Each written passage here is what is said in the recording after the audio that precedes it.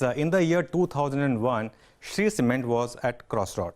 And if you invested 1 lakh rupees, then at a price of 25 rupees per share, you will be now owning 4,000 shares, which are worth a mind-boggling 7.8 crores. This is a compounding of 42%. Just to add cherry on cake, during this period, the company has paid dividends worth 516 rupees per share, which alone would have given you 20.6 lakh over an investment of 1 lakh. That alone, by the way, is compounding of 20%. And this for a company which thinks its dividend is low as it needs to reinvest cash in a business, being a commodity company and a highly competitive industry. Now, at the start of this millennium, this is how India's biggest cement players look. Now, I'm not taking UltraTech Cement because at that point it was not listed.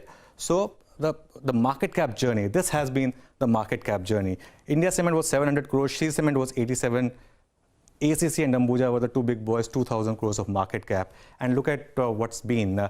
Shree Cement is now at 70,000 crores, Ambuja at 43,500 crores, ACC at 27,000 crores. The big disappointment, of course, has been India Cement at 3,800 crores. Now, even from 2004, when UltraTech listed, Shree Cement is up 100x. That's from 2004. UltraTech, of course, being the #1 player. That's also done reasonably well. It's up 15 times, but the re-rating in Shree has been something else. Now, let's look at what has led to this re-rating. Now, these are some wonderful numbers, right? The cement sales, there's been a CAGR of about 13%.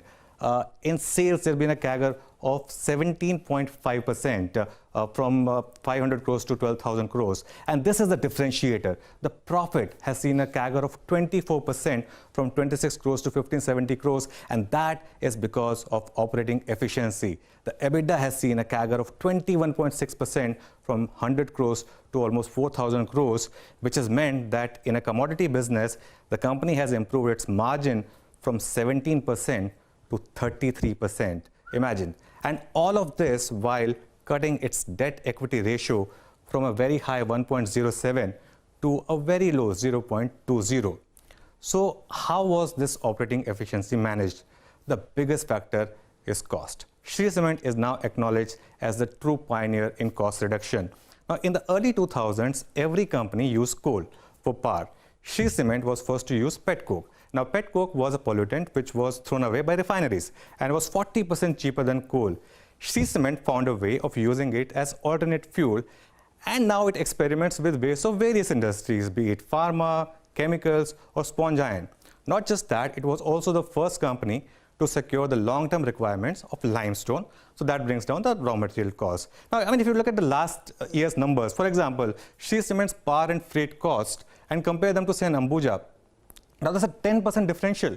That adds up to a lot, nearly 10% differential, and others have caught up, but Shree always had the first mover advantage. Now, the other driver for Shree Cement has been the capital allocation. It's a company which hasn't tapped equity market from 1997 to 2019. Now, despite being in an industry which requires a lot of capex, it's just last year that it raised about 2,400 crores via QIP. All its capacities have been built on internal accruals.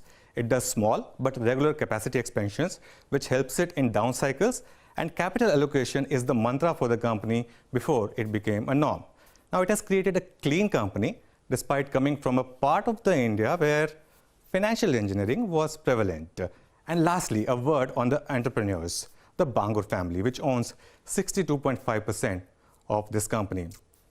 H.M. Bangur now, of course, runs the company after taking it over from his father, B.G. Bangur. But that was in 1992.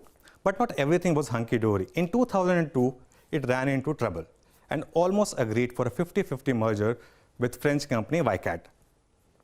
But a night before putting pen to paper, Mr. Bangur decided that it's all or nothing and not 50-50.